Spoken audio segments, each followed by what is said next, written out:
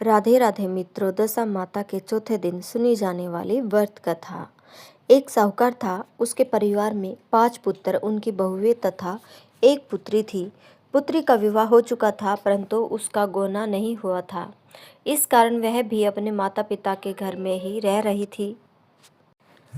एक दिन साहूकार की पत्नी दशा माता का डोरा ले रही थी। उसकी बहुओं ने भी डोरे लिए। बहुओं ने अपने सास से पूछा कि क्या ननद के लिए भी डोरा लेना है। सास ने कहा हाँ। इस पर बहुओं ने कहा कि उनकी तो विदाई होने वाली है, यदि व्रत से पहले ही विदा हो गई तब क्या होगा। सास ने उत्तर दिया, मैं व्रत का सारा सामान साथ में रख दूंगी, वह अपने ससुराल में पूजा कर लेंगी। ऐसा ही हुआ। उसके ससुराल से लेने उसका पति आ गया। माँ ने बेटी को विधि पूर्वक विदा किया और उसकी पालकी में पूजा का सब सामान रखवा दिया। लड़की जब अपने ससुराल में पहुंची तो उसे घर के आंगन में गलीचा बिछाकर बैठाया गया।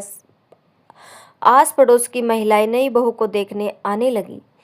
सब उसकी सुंदरता और गहने कपड़ों की तारीफ करने लगी। किसी की निगाह उसके गले में बंधे डोरे पर पड़ गई। वह बोली, बहू की माँ बड़ी टोटके वाली है। सबकी निगाहें उसकी बात सुनकर उसके गले में पड़े डोरे पर पड़ी। सभी स्त्रियां डोरे के बारे में अपनी अपनी राय प्रकट करने लगी। शाम को सास, ननद, देवरानी, जेठानी, घर की सभी स्त्रियां भी उसी डोरे की चर्चा करने लगी। सब डोरे की निंदा कर रही थी। सुबह से शाम तक डोरे के बारे में सुनते सुनते बहू का दिमाग खराब हो गया। उसने डोरे को गले से उतार कर जलती हुई आग में डाल दिया। डोरे के जलते ही सारे घर में आग लग गई। घर में रखा सब धन धान जल गया।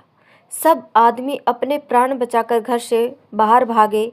अब घर में केवल नई बहू और उसका पति ही रह गया, बाकी सब भाग गए थे।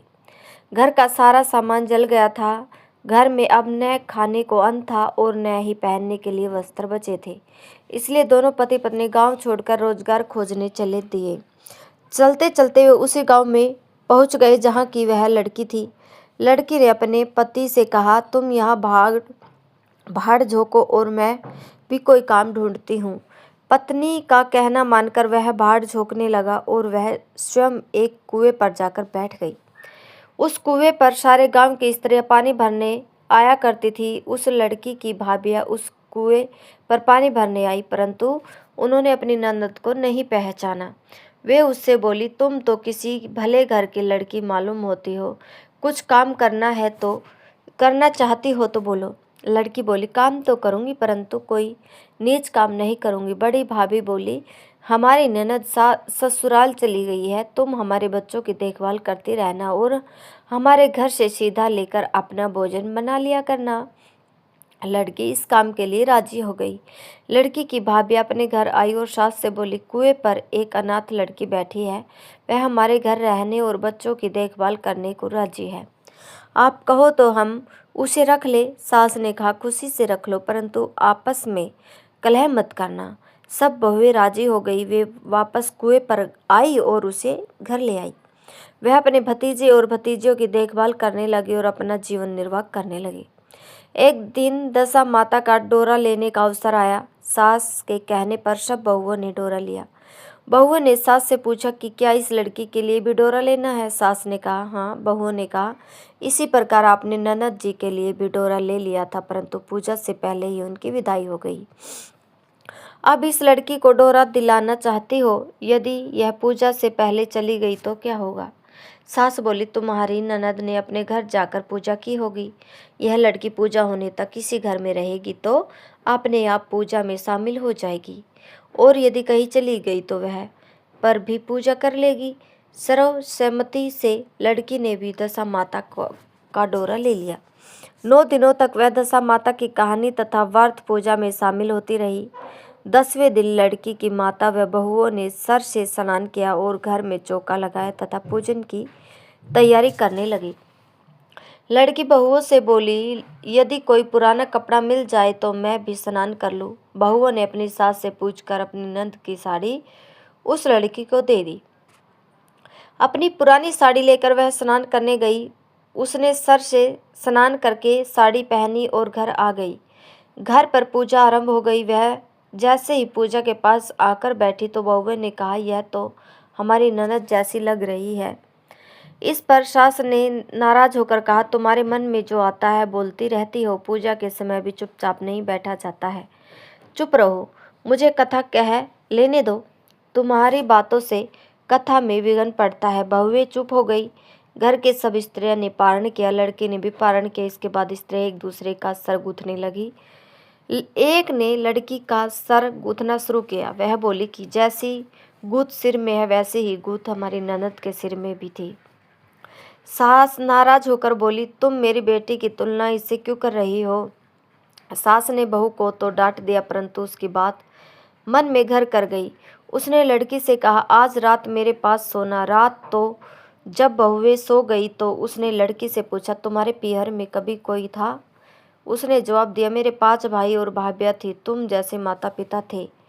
उसने फिर पूछा, क्या हुआ। लड़की बोली, पीहर में मैंने दशा माता का डोरा लिया था, उसके पूजन से पहले ही ससुराल के लिए विदा हो गई। ससुराल में पहुंचकर मेरे गले में पड़े डोरे को देखकर वहाँ की स्त्री हंसी उड़ाने लगी, तो मैंने उस डोरे को आग में जला दिया। उस डोरे के साथ सारा घर जलकर भस्म हो गया। सब लोग भाग गए। हम दोनों भागकर इस गांव में आ गए। उसकी माँ ने पूछा कि तुम्हारा पति कहाँ है। लड़के ने कहा, वह भड़बूजे के यहाँ बाहर झोंकता है। दशा माता के प्रकोप से हमारी ये हालत हो गई है। वह समझ गए कि यह लड़की कोई और नहीं उसकी बेटी ही है। तब उसने अपने 5 बेटों को बुलाकर कहा कि यह तुम्हारी छोटी बहन ही है। सवेरा होते ही माता के कहने पर 5 भाई भड़बूजे के यहाँ अपने बहनोई को लेकर आए। उन्होंने उसको स्नान कराया और उत्तम वस्त्र पहनने को दिए। कपड़े पहनकर वह सुंदर शाहूकार दिखाई देने लगा। कुछ दिन ससुराल रहकर अपने घर चला गया। घर पहुंचकर उसने देखा कि सब लोग पहले की तरह सुखपूर्वक रह रहे हैं। इसके बाद वह अपने ससुराल आए और अपनी पत्नी को विदा कर घर ले गया। वह पत्नी दशा पर विचार करती हुई जा रही थी। मार्ग में एक नदी पड़ी। उस नदी में स्नान करके अप्सराएं दशा माता का डोरा ले रही थी। उनके पास एक डोरा बच गया था। वह अप्सराएं बोली, यदि इस डोरी में कोई उच्च वर्ग की स्त्री हो तो उसे ये डोरा दे दो। उन्होंने डोली के पास जाकर पता किया और वह डोरा उस लड़की को दे दिया। जब लड़की अपनी ससुराल पहुंची तो सास थाल सजाई, ननद कलश लिए और देवरानी जेठानी अन्य मांगलिक वस्तुएं लिए उसका स्वागत करने के लिए खड़ी थी। नेक दस्तूर हो जाने के बाद लड़की को आसन पर बैठाया गया। आसन पर बैठने के बाद लड़की ने कहा, आप लोगों ने पहली बार दशा माता के डोरे के लिए अपशब्द कहे थे, जिसका फल ये हुआ कि घर के सब लोग बिछड़ गए तथा घर का धन धान्य जलकर स्वाह हो गया। बड़ी मुसीबतें उठाने के बाद अब अच्छे दिन आए हैं। आप में से कोई भी अब मेरे दशा माता की डोरे की निंदा करने की भूल मत न करे। जब मेरा व्रत हो तब सब श्रद्धापूर्वक पूजा करें। सब ने खुशी खुशी उसकी बात मान ली। 9 दिन तक व्रत चलता रहा। 10वें दिन विधि पूर्वक डोरे की पूजा की गई। 7 सुहागिनों को न्योता दिया गया। उनका श्रृंगार करके आंचल भरा गया। इस प्रकार दशा माता को पूजन समाप्त हुआ। जिस प्रकार दशा माता ने उस लड़की के दिन फेरे, वैसे ही सब पर दया करे। जय माता दी। अगर आप लोगों को हमारी ये कथा पसंद आई हो तो इस वीडियो को ज़्यादा से ज़्यादा शेयर करें। धन्यवाद।